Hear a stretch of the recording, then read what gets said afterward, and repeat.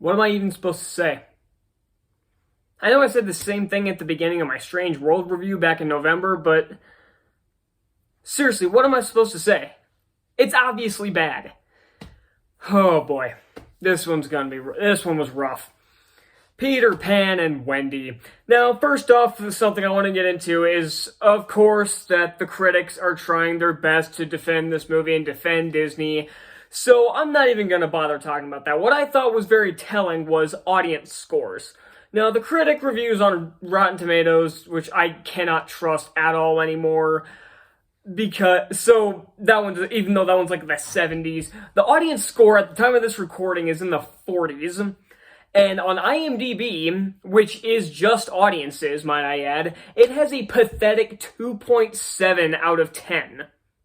Just to give you some perspective, The Last Airbender has a 4. That's the kind of shit we're dealing with here. I would say I should talk about the movie, but... well, obviously I should, but... man, I really don't want to.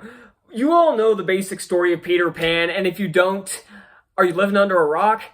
I mean, everybody's heard at least, I'm assuming pretty much everybody's heard at least one version of this, but if you are one of the 5 people on the planet that have never heard a single version of this story, the basic plot is that Peter Pan and Tinkerbell, and we'll get to them in a bit, brings Wendy, John, and Michael to Neverland, and they have to battle Captain Hook. That's the basic plot of every version of the story. It differs in some renditions, such as Hook, which is actually really good. And I really like the Disney version. I haven't seen it in years, but I remember liking it quite a bit. I knew I wasn't going to like this from the trailers. And yeah, let's talk about the elephant in the room, the race swapping, and the gender swapping too. Now, this was purely done just as a shitty defense for criticism. It's the same thing Disney's been doing with all their properties. These poor kids who they cast in these roles are just used as a political shield for criticism of this movie. Same thing happened with Percy Jackson. They casted a black Annabeth and an Indian guy to play Grover just so they could have some defense for criticism of the show. They can just call you racist. They did the same thing with Moses Ingram in Obi-Wan Kenobi. They been doing the same thing with Little Mermaid, and they're doing the same thing with this. The sad thing is that, one, the girl who plays Tinkerbell, you could have cast fucking anybody in this role. She hardly does anything. Tinkerbell in this movie is the only thing she does is waste the CGI money. And we will get to that CGI in a bit. And I feel bad for the kid who plays Peter Pan, because he was not. Because, again, this is just another example of Hollywood hating redhead characters for some reason, so they cast someone with a different race. And I feel bad that this kid was cast purely as a political shield, because the kid is actually a really good actor. He's probably one of the only good performances in this movie. The kids who play Wendy, John, and Michael, I guess, aren't terrible, but they're not given much to work with. And Jude Law is very over the top as Captain Hook, and not in the fun way like the original one was. It's the point where it comes across as trying too hard. And I thought Jim Gaffigan, on paper, this is the same thing that happened with Tom Hanks as Geppetto. On paper, this sounded like a genius idea. But his line delivery sounds so bored. He has no energy in any of his lines, and that's a crime when you have a comedian in this role. And what was I doing? Oh yeah, and then there's the Lost Theys, because they're not the Lost Boys at this point. So, and again, they don't do anything. They're just here because they have to be. And I don't know why these just couldn't be the Lost Boys. Again, it's just political shield. It's a political propaganda. It's a political shield to defend criticism for this movie. But none of these characters are memorable like they were on the first one. Like Smee isn't memorable, or Wendy's brothers, or the Lost Theys, or Tiger Lily. Fuck, I forgot she was even in this movie. Because, again, and that's something else I have a problem with, is that Peter Pan does not feel like the main character of this movie. Because he does because there are a lot of times when characters are captured or something, and Peter has to come in and rescue them. He doesn't do any of that in this movie. In fact, they even do a fake out death with Peter, or I guess it was kind of a real one. It was really it was really dumb. We're still pulling Rise of Skywalkers by killing all tension by bringing characters back to life. So stakes be damned, I guess.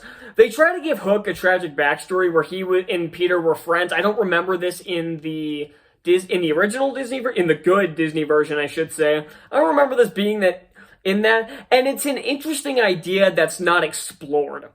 Like, there's so much you can do with this idea, and they do the bare bone minimum. They just do it so you can have your redeemable villain. So you can't, because apparently Disney films, they used to excel at making likably hateable villains, if that makes sense. You love to hate these villains. Like, you love them as villains.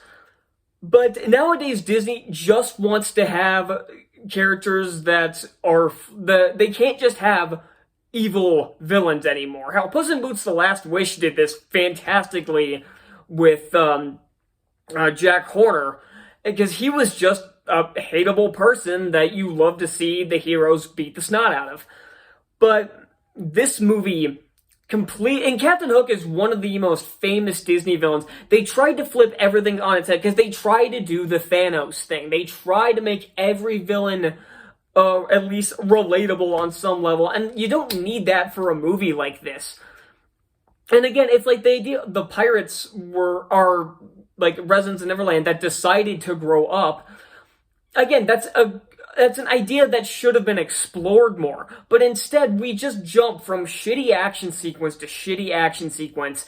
And all these fights are bad. There are so many, like, I don't understand why Wendy is so good at sword fighting. I mean, she spars with her brothers with wooden swords. That's not enough to be taking on fully trained pirates. And there are so many times where where someone's like fighting several different people, and they'll be like fighting off one, and the other two will just be standing there waiting their turn. Like, I remember one instance in particular where Wendy was fighting too. She was like clashing with one of them. The other one was just standing there like this, just waiting his turn for the choreographer to figure out that there's three people in this fight instead of two. And then there's the CGI, and this is awful. Like, even just the shot I used for my thumbnail, oh my god, that's what the majority of the Tinkerbell CGI looks like. And when I said she was basically just a money sink, she doesn't do shit in this movie. Like I said, she was just a money sink. And the green screen effect work is just straight up bad. Never once does Tinkerbell look like she's there. They never look like they're actually flying. It's always bad green screen work. And I already mentioned the crappy choreography in the fight scenes. And again, none of these characters have an ounce of depth apart from the bare bone minimum. It's like Wendy, she doesn't want to grow up. John and Michael, they're the same. Peter Pan, he's the same. None of these characters, and again, they try to with Captain Hook, but not only do they not do it, they don't do enough with that for me to care. I don't care about Captain Hook in this movie, and it doesn't help with Jude Law's it doesn't help with Jude Law's over-the-top acting that I can't take him seriously. And again, none of the other pirates have any personality. The Lost Bays don't have any personality either. Yes, I'm going to keep calling them that because they're not the Lost Boys, because I think there are more girls than boys in that bit. So, whoopsie on that front. Yeah, I know my throat is hoarse. Yeah, I'm shouting because I fucking hated this movie. Everybody on this channel knew I was going to hate this movie, and again, the audience ratings back it up. This is yet another example of the critics just only trying to protect films that have a political agenda, and trying their best to shit on ones that don't. Like them shitting on the Super Mario Bros. Movie, trying to get people to not see it, and yet the audience scores up at like 96.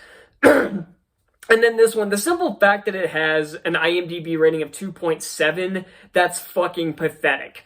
But it is well-deserved. This is a god-awful movie. Because again, and I realized I didn't really do much talking about the story because there's barely a story here. It's just an excuse for shitty fight scenes and bad CGI.